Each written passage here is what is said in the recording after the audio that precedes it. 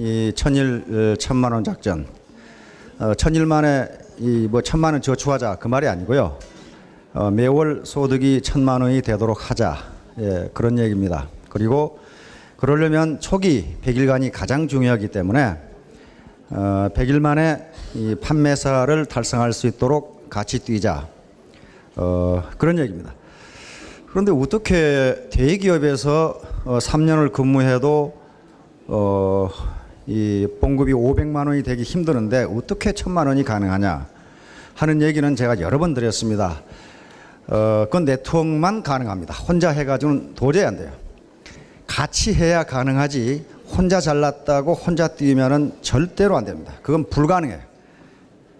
정말 그건 미션 임파서블이야. 그건 불가능합니다. 같이 하면 그러나 가능합니다.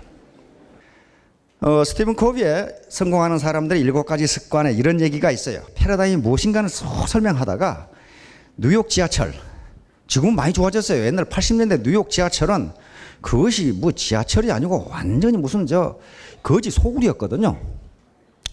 뉴욕 지하철을 탔는데 어느 날 지하철을 타면 어떻습니까? 미국 사람은 전부 책 보고 있거나 신문 보고 있거나 안 그러면 대부분 졸고 있거나 그러잖아요 지금. 그런데 갑자기 한 사나이가 탔는데 40대 사나이가 탔는데 두 꼬맹이가 탔단 말이에요. 그런데 이 두 꼬맹이가 전철 안에서 지하철 속에서 뛰고 난리 법석을 치는 거예요 거기서. 근데 미국 사람들은 그거 무지하게 싫어하거든요. 남 이렇게 디스탑 소란하게 하는 거 굉장히 싫어요. 그런데 그 아버지는 눈 감고 가만히 앉아 있는 거예요. 뭘 생각하는지. 그러다가 이 신문을 보고 있는 아저씨의 신문을 잡아챈다든가 이렇게 되면 어떻게 됩니까? 그런데 전부 다 이게 화가 폭발하기 일보 직전인데 이 스티븐 코비가 보고 내가 나서서 얘기를 해야 되겠다. 마침 자기 옆에 앉아 있단 말이에요. 그 사나이가. 그래서 선생님, 선생님의 아들들이 사람들을 좀 소란스럽게 하고 있는데 어떻게 좀 해주시겠습니까? 그랬더니 사나이가 깜짝 아주 몰랐다는 듯이 눈을 깜짝 뜨면서 아이고 그런 일이 있었습니까? 제가 지금 방금 병원에서 오른 길인데 우리 부인이 금방 죽었습니다. 그래서 저 애들 나도 지금 이 문제를 어떻게 해결할지 모르겠고 저 애들도 지금 정신이 없을 겁니다. 그래서 저러는 겁니다. 조용히 시키겠습니다. 자, 그렇게 되니까 어떻게 되겠어요? 스티븐 코비를 비롯해서 이 전철에 탔던 사람들이 이 꼬마가 시끄럽다는 생각이 아무것도 없어. 이 노릇을 어떻게 해야 되나 이렇게 된 거예요 이제. 이 젊은 놈들을 어떻게 해야 되냐 말이에요. 지금 이 애들 어떻게 교육을 시켜야 되고, 다시 말하면 현상은 변한 게 하나도 없습니다. 그러나 그 현상을 보는 눈이 바뀌니까 사람들의 태도가 바뀌고 마음가짐이 바뀌어버리는 거예요. 이게 패러다임이에요. 그러니까 지식정보화 시대, 신자유주의 시대, 그리고 지금 소득 분배와 고용이 문제가 있는 시대에 내가 어떻게 할 것인가 하는 이 생각 자체, 다시 말하면 이 사고의 틀과 세상을 보는 눈을 바꾸지 않으면요 거기에 대한 대답이 없어요. 방법이 안 나와요. 내가 그래도 왕년에 뭐 이렇게 했는데 그 왕년은 지나간 해를 왕년이라 그래. 그렇죠? 다 지나가 버린 때란 말이에요. 왕년 가버린 때니까 그거 백날 해봐야 왕년은 이거 가버리고 없어요 지금. 자, 그래서 제가 오늘 소 제목으로 잡은 것은 필류아사라고 하는데요.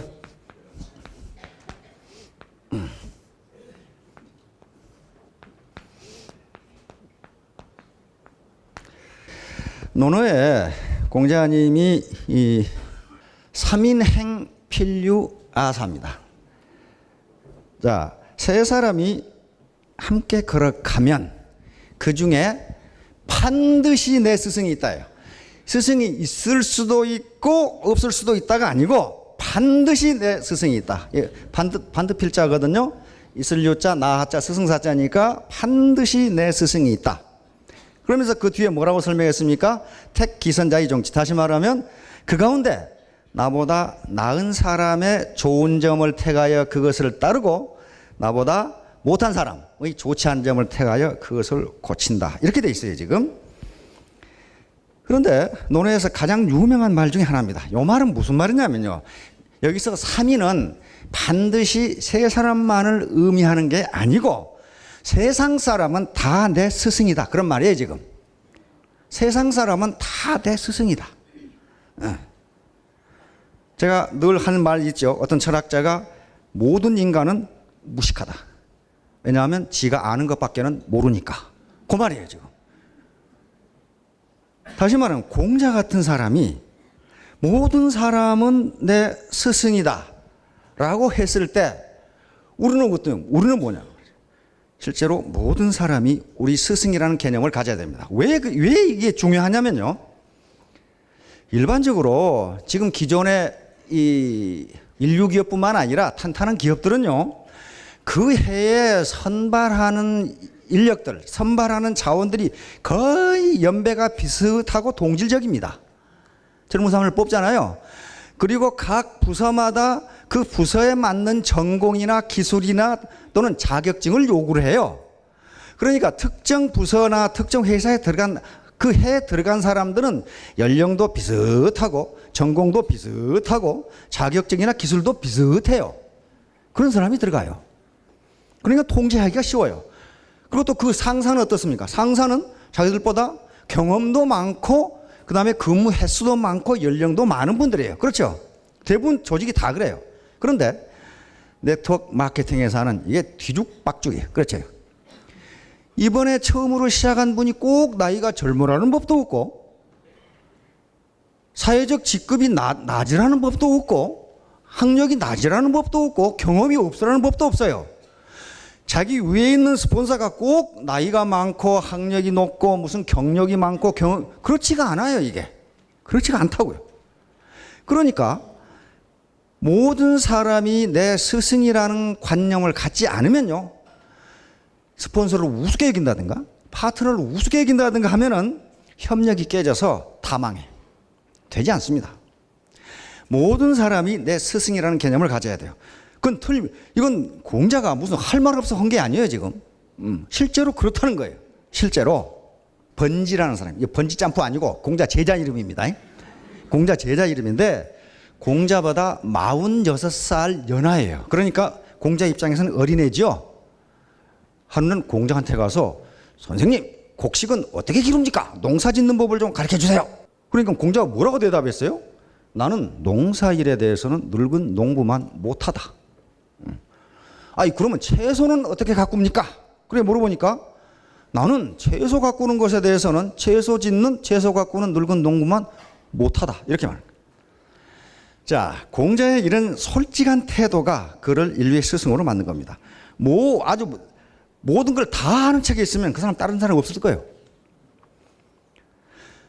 진짜 공자는 그 당시에 모르는 것이 없었습니다.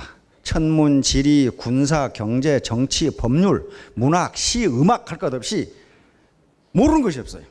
그런 식으로 모르는 것이 없으니까 어린 제자의 입장에서는 우리 선생님은 농사 짓는 법이나 채소 가꾸는 법쯤은 우습게 할 것이다. 알긴 알았겠지요. 그러나 누구보다 모른다? 그걸 하는 늙은 농부, 나이 든 농부만 나는 못하다 이 말이야. 그러니까 그런 걸 배우려면 그분한테 가서 물어보라는 거야. 그분한테 가서. 이게 겸손입니다. 내가 다 안다. 그렇게 이야기하지 않았어요. 다 안다. 자, 다음 지지, 위, 지지, 부지, 부지, 시지. 이건 아주 유명한 말입니다.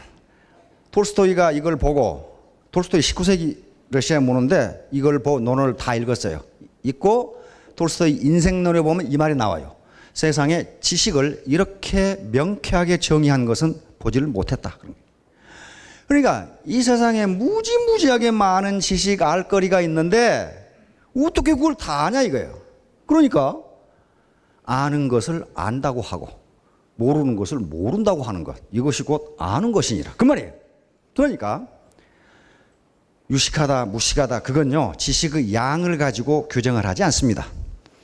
지식의 양을 가지고 규정을 하면요 이렇게 많은 지식이 있는데 어떻게 어느 정도를 알아야 유식하다고 할 수 있느냐 그런 문제가 나와요.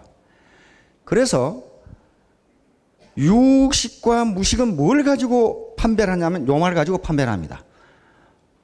이거 어떻게 됩니까? 아, 난 그거 모르겠는데 그 전문가한테 물어봐. 요 사람은 유식한 사람이라고 말이야. 그런데 통상 제가 가끔 경험을 해보면은 상급자에게 뭘 물어보면 모르면요 모르면 모른다고 하면 되는데 화를 버럭 내요. 야 임마, 쓸데없는 걸 뭐래 임마. 그러면 그 쓸데없는 거 모르는 게 아니라 지가 모르는 거예요 지금. 그런 것은 무식한 사람. 중국 속담에 물어보면 5분간 바보가 되지만 묻지 않으면 평생 바보가 된다는 말이 있어요. 묻지 않으면 평생 바보가 되는 거예요. 그러니까 아무리 네트워크 말고 다른 회사에서 무슨 높은 직급을 했고 또 어디 뭐 유명 대학을 나왔고 학위를 했고 해도 네트워크 마케팅에서는 경험이 없단 말이에요. 그러면 그 경험이 있는 분에게 물어야 된다는 거예요. 물어야 된다. 자, 비생이 지지자. 그 말은 이제 여기서 공자의 진가가 나옵니다. 공자는요, 스승이 없어, 스승이. 무슨 스승이 있어야 누구한테 사사했다 이렇게 되는데 스승이 없어요. 그러니까 이 당시 사람들이 소문이 그렇게 난 거예요. 공자는 나면서부터 아는 사람이다. 생이 지지자다. 이렇게 소문이 났어요. 그러면 저 같으면요, 그래 임마 나는 나면서부터 알았어. 전부 내 밑으로 모여와서 내가 교주가 될 테니까 나를 섬겨 이렇게 될 텐데 그걸 극구 부인했어요. 아니다. 나는 나면서부터 아는 사람이 아니다. 이렇게 부인하는 거예요. 왜 공자를 그렇게 이야기할 수 없느냐면요, 공자는요 그 출생이 아주 비천합니다. 아버지는 숭냥흐리라는 사람인데 70대였어요. 근데 이미 마누라가 둘이나 있는 사람이야. 숭냥흐리니까 아버지가 뭐가 없어요? 성이 없어요, 성이. 그러니까 그 당시 성이 없다는 것은 양반이 아니라는 얘기죠. 우리 개념으로 따지면 성이 없어요. 어머니는 안징제인데 이것은 예기에 나오는 얘기고 사기에는 안씨냐라고 하면 됐습니다. 어머니는 이름이 없어요. 왜냐하면 10대 무당이었거든요. 거기다가 공식적으로 결혼을 한 것도 아니고 그러니까 공자의 신분이 뭐겠어요? 천민 중에 천민이에요.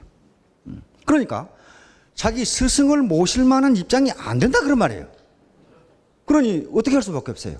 혼자 공부할 수밖에 없어요. 혼자 공부할 수밖에 없어요. 그러니까 스승이 없으니까 스승이 없는데 저렇게 많이 한다는 것은 공자는 나면서부터 아는 사람이다. 이렇게 소문이 난 거예요. 자, 그러니까 비생이 지지자. 나는 나면서부터 안 사람이 아니다. 호고는 옛날 것입니다. 옛날 것을 좋아해서 민이 구지자야. 민은 아주 재빠를 민자입니다. 재빠르게 또는 부지런히 그것을 탐구한 사람이다. 다시 말하면 나 공부 무지무지하게 했다 그 말이에요. 여기서 옛날 거라는 건요, 뭐 고리타분한 옛날 얘기가 아니고 지금 현재 지식은 모두 옛날 겁니다. 제가 하는 얘기도 전부 옛날 거예요. 현재, 과거, 미래 따지면 과거 얘기 아니에요 지금. 누가 뭐 했다, 누가 책을 썼다, 전부 옛날에 나온 거 아니에요 지금. 그러니까 그때 그 책을 내가 열심히 공부했을 뿐이다 그 말이에요 지금. 그러니까 제자들한테 하는 얘기입니다. 세상에 나면서부터 아는 인간은 없다 그런 말이에요. 나도 그랬다. 나도 무지무지하게 열심히 공부했다. 그게 어떻게 증명이 되냐면요, 19살 때 노나라 이 대부집에 계시집에 잔치에 갔다가 쫓겨난 적이 있습니다. 너는 사가 아니다. 다시 말하면 너는 배운 놈이 아니다. 쫓겨났어요. 19살 때 그랬어요. 그러니까 나면서부터 안 게 아니고 무지무지하게 공부를 했어요. 다시 말하면 네트워크 마케팅에 들어와서 여기서 성공하려면은 모든 사람이 내 스승이라는 입장에서 배우지 않으면 옛날에 자기가 했던 그 계급장을 내려놓지 않으면요, 이게 이 바닥에서 하기가 힘들어요. 그러나 분명히 가능성이 있다. 자, 그러면 이건 논어에 나오는 얘기인데 공자님이 직접 하신 말씀이에요. 나는 비천했다고 얘기를 하고 있어요. 나는 비천한 사람이었다. 자, 태제는 오늘날 같으면은 재상 국무총리입니다. 국무총리가 자궁은 공자 10대 대장이 한 사람인데 선생님께서는 성인이십니까? 어찌 그리 다재다능하십니까? 자궁이 말했다. 진실로 하늘이 그분으로 하여금 성인이 되게 하셨고 또 다재다능하게 하셨습니다. 이건 제자가 한 얘기고 공자가 이 이야기를 들으시고 말씀하셨다. 태제가 나를 알아보는구나. 나는 젊었을 때 비천했기 때문에 비천한 일에 다재다능하다. 비천하니까 어떻게 해요? 먹고 살려면 다재다능을 해야 될 거 아니에요. 자, 군자는 다재다능해야 하는가? 다재다능할 필요는 없다. 이 말은 무슨 말이냐면요. 리더는 온갖 잡기를 다 알아야 할 필요는 없다. 그런 말이에요, 지금. 이제 리더가 되면은 온갖 잡기를 다 알아야 할 필요는 없다. 왜? 리더십을 기르면 돼. 알겠죠? 그래 놓고 금내라는 사람은 이제 공자님 제자입니다. 선생님께서는 나는 관직에 등용되지 않았기 때문에 다재다능하게 되었다고 말합니다. 다시 말하면 뭔가 기업에 들어가 가지고 격리사원으로 들어가면 그 사람은 평생 격리사원만 합니다. 다재다능하게 할 수가 없어요. 다재다능하게 할 수가 없어요. 그러나 자기가 뭔가를 해보겠다고 이것도 연구하고 저것도 연구하고 왜? 등용이 안 되거든. 등용이 안 되면 많은 걸 알 수가 있습니다. 많은 걸 알 수가 있어요. 자, 자기 입으로 나는 비천했다. 그런데 어떻게 됐어요? 조선왕조에 들어온 우리 유교 성리학은 공자를 완전히 이건 도덕 덩어리에다가 지고지상한 성인으로 만들어놨어요. 공자 냄새가 아무것도 없어져 버리고. 그리고 어떻게 했습니까? 양반 상놈 하면서 그냥 하고 앉아가지고 산홍공상의 책에 신분차별을 무지무지하게 했는데, 만약에 공자가 살아서 조선왕조에 들어왔다면 어떻게 됩니까? 그 자식은 좀 노비나 해야 돼. 그렇죠? 그 양반이 유교를 만든 분인데 조선왕조에 들어오면은 그건 저쪽 구석에 말먹이는 노비나 해야지 할 게 없어요. 신분이 모양인데. 그러니까 공자라는 분이 해놓은 이야기를 자기들 권력에 알맞게 이렇게 조정한 것이지 공자는 사라져 버리고 없어요. 자, 여기서 다시 논어에서 가장 유명한 말이 나옵니다. 불치하문이라고. 요건 부끄러울 치자입니다. 하문. 아랫사람에게 묻기를 부끄러워 말라. 부끄러워하지 않는다. 그런 말인데, 공자님이 하루는 말을 타고 어디를 이렇게 가시는데, 마부가 쑥 말고피를 잡고 가시는데, 아니 옛날에 뭐 신장로가 있는 것도 아니고 길 가운데 꼬맹이 하나 놀고 있어요. 그러니까 마부가 이놈아 공자님 가신다. 길을 비켜라. 그러니까 쬐그만 꼬마가 이 소꿉놀이 하고 갔다 벌떡 일어나더니, 제가 안 그래도 공자님을 한번 만나보려고 했는데 잘 만났다 이거예요. 공자님께서는 모르시는 게 없다면서요. 그럼 공자님이 가만히 생각해 보니까 저 정도 꼬마가 묻는 것은 알 수 있을 것 같거든. 그렇다마는 뭘 알고 싶으냐 그랬더니, 공자님 바다에 물이 몇 대나 됩니까? 이렇게 물어봤단 말이에요. 꼬마 같은 질문이죠. 이거 공자 처음에는 모른다고 할 수도 없고, 그래서 그건 너무 멀다 이랬단 말이에요. 그러면 공자님한테 가장 가까운 공자님 눈썹은 몇 개입니까? 이렇게 물어봤더니 그것도 모르겠거든. 바다는 멀어서 모르고, 그러면 눈썹은 가까워도 모르고 아무것도 모르겠거든. 그래서 공자가 말에서 내려서 불치하문이라고 그랬다는데, 그건 누가 만드는 얘기고, 이 얘기는 지금, 자, 자공이 물었다. 공문자는 어찌하여 시오를 문이라 하였습니까? 공자께서 말씀하셨다. 영민한 사람인데도 배우기를 좋아하였고 아랫사람에게 묻는 것을 부끄럽게 여기지 아니하였다. 이런 까닭에 문이라 부르게 된 것이다. 자, 여기서 미니호학이라는 말이 나오고, 미니호학이라는 말이 나오고 불치하문, 이 두 가지입니다. 여기서 민은 빠를 민자인데 영민하다 그 말이에요. 머리가 영특하다. 머리가 영특하다. 그런데 일반적으로 머리가 영특한 사람은요, 배우기를 싫어합니다. 이 자식아, 나도 다 알아 임마 자식아. 이런 식이란 말이에요. 머리가 좋은 사람은 자기만 똑똑해가지고 남한테 묻지를 않아요. 또 아는 체를 해요. 그런데 공문자라는 사람은 머리가 아주 영특했는데도 누구에겐가 배우기를 좋아했고, 불치하문, 아랫사람에게 묻는 것을 부끄럽게 생각하지 않았다. 그러면 공문자, 이 사람 원래 이름이 공어인데요. 공어라는 사람입니다. 공어라는 사람인데, 이 사람은 임금님의 맞사이예요. 그러니까 부마죠. 임금님의 맞사이면서 중신이에요. 권력자예요, 권력. 대부라고 하는 것은 자기 영토와 군대를 가지고 있는 사람이 대부입니다. 임금님의 맞사이니까 권력이 얼마나 막강해요. 거기다가 중신이니까 거의 재상급의 중신이니까 권력이 막강하죠. 막강해요. 그런데 머리가 좋았어요. 그런데 자공은 바로 공자님 10대 제자 중에 한 사람인데 아주 영특한 사람입니다. 그럼 자공이 이런 질문을 했다는 것은 뭐냐 하면은 공문자, 즉 공을 하는 사람이 문이라는 시호를 받기가 합당치 않다. 그런 말이에요. 문이라는 시호를 받기가 합당치 않다. 시호는 어떤 위대한 사람이 죽었을 때 그 사람의 생전의 업적을 평가해가지고 거기에 붙이는 이름이 시호입니다. 우리 이순신 장군은 뭡니까? 충무공이에요. 충무공. 이게 시호예요. 돌아가신 다음에 그분이 어떤 업적을 남겼는가에 따라서 시호를 주는데 시법에 의하면 가장 높은 칭호가 문입니다. 문. 문자가 들어가는 거예요. 문자가 들어가는 거예요. 요걸 줬다 이거 요걸 문자라는 시호를 줬다. 그런데 요 777모단 공어에게 문자라고 시호를 준 것이 맞습니까? 하고 자기 스승께 묻는 겁니다. 그러니까 공자가 뭐라고 그랬냐면은 민의호학 불치하문이라고 그랬어요. 이 사람은 그 행실은 777모다고 덜 떨어진 인간 같지만은 삶의 철학이 이렇게 돼 있었다.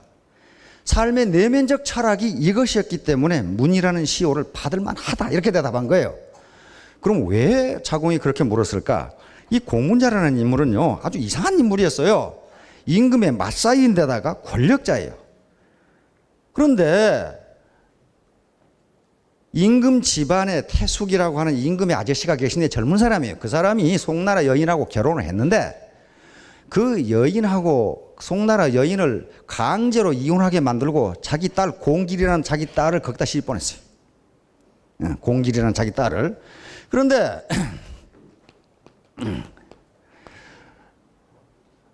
자기 딸을 거기다 시집 보냈는데 자기 딸을 데려간, 그러니까 이게 공어의 사이죠. 사이가 또 다른 여자를 또 첩으로 데리고 살아. 그러니까 화가 나가지고 요놈을 쫓아내버리고 그 딸을 데려다가 원래 시집 보낸 그 이름이 질이라는 사람인데 그 동생한테 또 시집 보냈어. 그러니까 좀 사람이 좀 덜 떨어졌지요. 아니 괜히 잘 살고 있는 사람을 권력을 이용해가지고 이혼하게 만들고 자기 딸을 이쪽으로 보냈어요. 보니까 이 친구가 자기 딸만 데리고 살면 좋은데 어디서 또 다른 여자를 데려다가 또 살아. 그러니까 딸을 뺏어다가 요놈을 송나라로 쫓아버리고 그럼 동생한테 딸을 또 시집 보냈어. 요런 777 못한 행동을 했어요. 그러니까 자공이 이렇게 물은 겁니다. 그 777 못한 인간에게 어떻게 문이라는 시호를 붙였습니까? 시호는 나라에서 주는 거거든, 임금이. 그러면 공자님 대답이 아주 파격적인 거였어요. 그놈의 행동은 그렇게 777 못했지만은 삶의 철학이 저것이었단 말이야. 삶의 근본 인간 철학이 저것이었기 때문에 문이라는 시호를 받을만 하다. 이렇게 얘기한 거예요.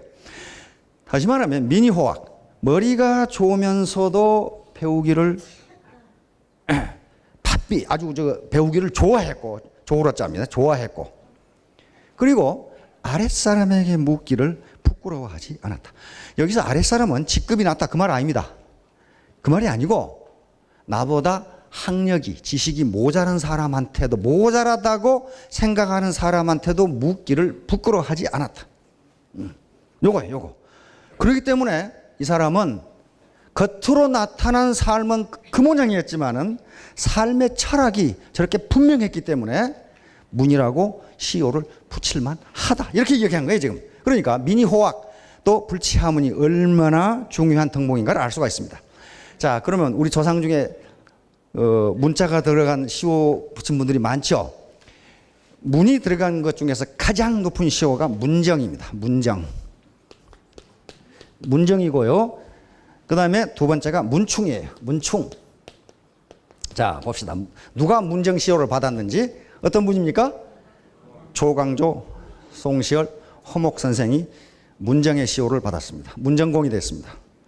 문충공은 정몽주, 하륜, 조선왕조 초기의 그 건국 공신이죠. 하륜, 신숙주, 그 다음에 서해 유성룡 대감이 문충의 시호를 받았어요.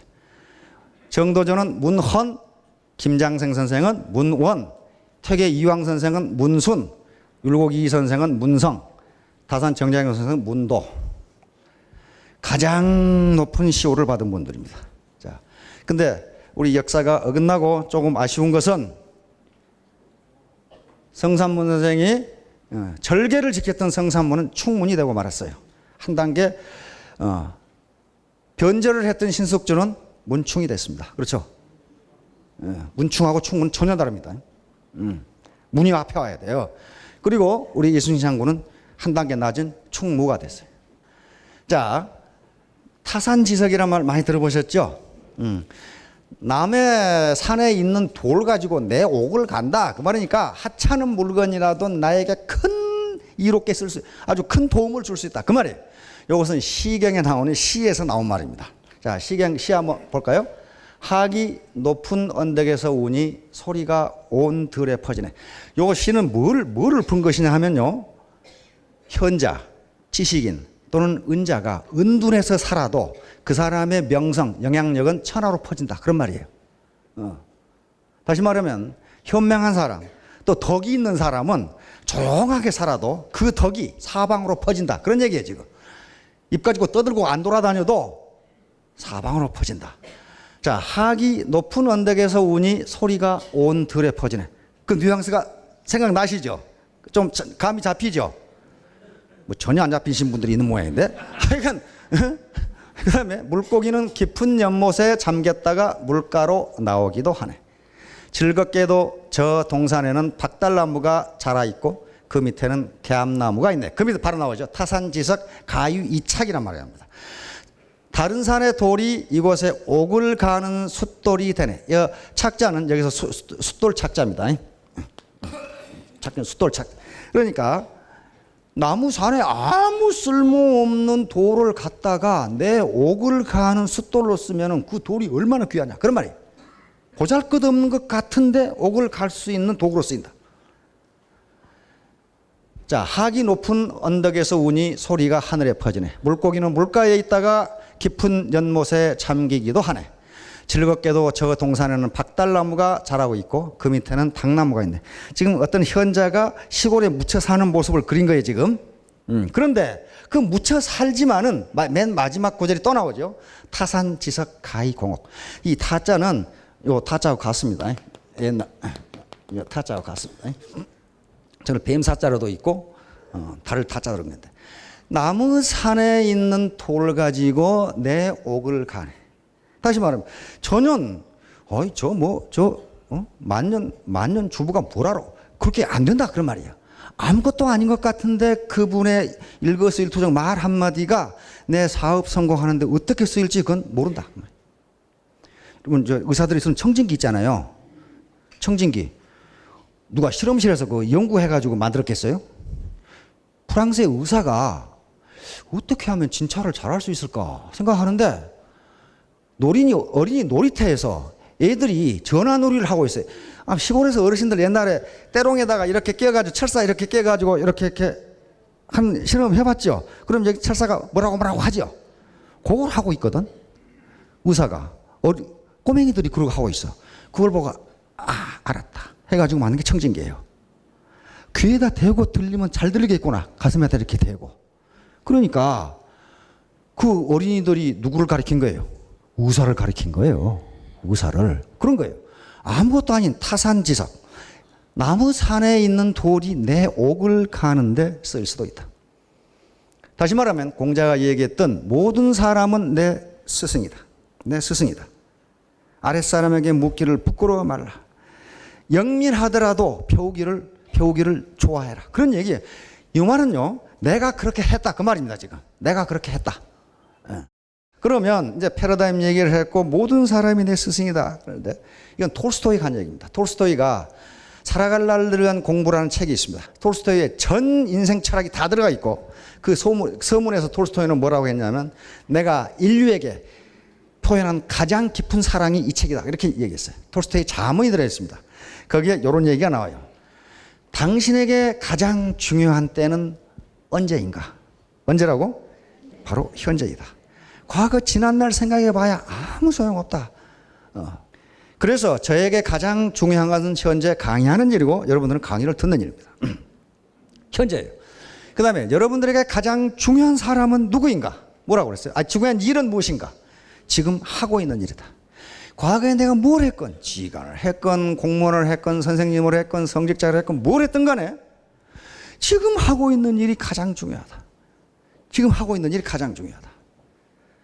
당신에게 가장 중요한 사람은 누구인가? 지금 당신이 만나고 있는 사람이 제일 중요하다.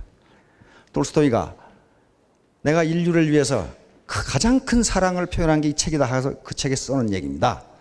자, 이렇게 현재를 중요하게 생각하지 않으면요, 뭔가 성공하기가 힘들어요. 왜냐하면은 물리학자들이 늘 얘기하는 것처럼 시간은 현재밖에 없습니다. 과거도 없고 미래도 없고. 왜냐하면 현재의 연속이 우리의 삶이에요. 그렇죠? 그래서 내가 이것을 수학적으로 표시해 봤어요. 어떻게 되는지 한번 표시해. 요것만 보면 정신이 와찔한 사람이 있을 거예요. 아이고, 내가 저런 거 하기 싫어서 내가 문과 갔는데. 바로 B는 벌스고 D는 됐습니다. 나서 죽을 때까지 시간을 현재를 서메이션 해주면 전부 합해주면 평생이 돼요. 저기 단속함수, 끊어진 함수라고 보면 그렇고 시간이 끊어진 함수는 아니니까 연속함수라고 보면 맨 밑에가 된다고요. 남에서부터 죽을 때까지 이걸 적분을 해주면 그게 평생이 된단 말이에요. 그러니까 현재밖에 없어요. 현재를 계속 적분해주면 평생이 돼버려요. 그러니까 톨스토이가 얘기한 것처럼 현재를 중요하게 생각하지 않으면요, 성공하기 힘들어요. 현재가 모아져가지고 평생이 되니까 그렇단 말이에요. 그러니까 지금 천일 천만원 작전, 그 다음에 100일 판매사 작전을 하는데 과거 걸 생각해가지고는 안 된다는 거예요.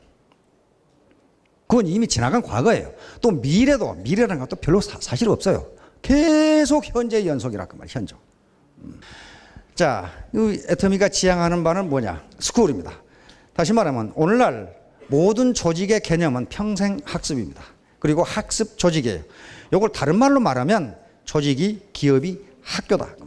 왜냐하면 과거 농경시대에는 대학에서 배운 것 가지고 또는 고등학교에서 배운 것 가지고 평생을 써먹어도 괜찮았어요. 평생 지식인 취급을 받았습니다. 일제시대는요, 중학교만 나와도 평생 지식인 취급을 받았어요. 왜? 지식의 발전 속도가 느렸기 때문에. 그러나 지금은 대학을 나와도 그 지식 가지고 1년도 못 써먹어요. 1년은 큰 6개월도 못 써먹어요. 계속 기업에 들어가서 또는 조직에 들어가서 그때그때 학습을 하지 않으면 안 됩니다. 따라서 이 네트워크 마케팅이라는 것도요, 이게 공부하지 않고 그냥 해가지고 되는 일이 아니다. 그 말이에요. 그냥 해가지고 되는 일이 아니다. 따라서 여기 와서 원데이 세미나가 됐건 석세스 아카데미가 됐건 배우는 자세로 아까 3인행 필요하사 했듯이 모든 사람이 내 스승이라고 정보를 받아들이면 그 사람은 발전합니다. 나는 알 만큼 알아. 그래가지고 발전할 수가 없어요. 같은 이슬이라도 젖소가 먹으면 우유가 되고 독사가 먹으면 독이 되듯이 같은 강이라도 자기 마음을 낮추고 받아들이면 아주 좋은 정보가 되지만은 무시해버리면 아무것도 안 될 수가 있어요. 시간 낭비가 될 수가 있어요.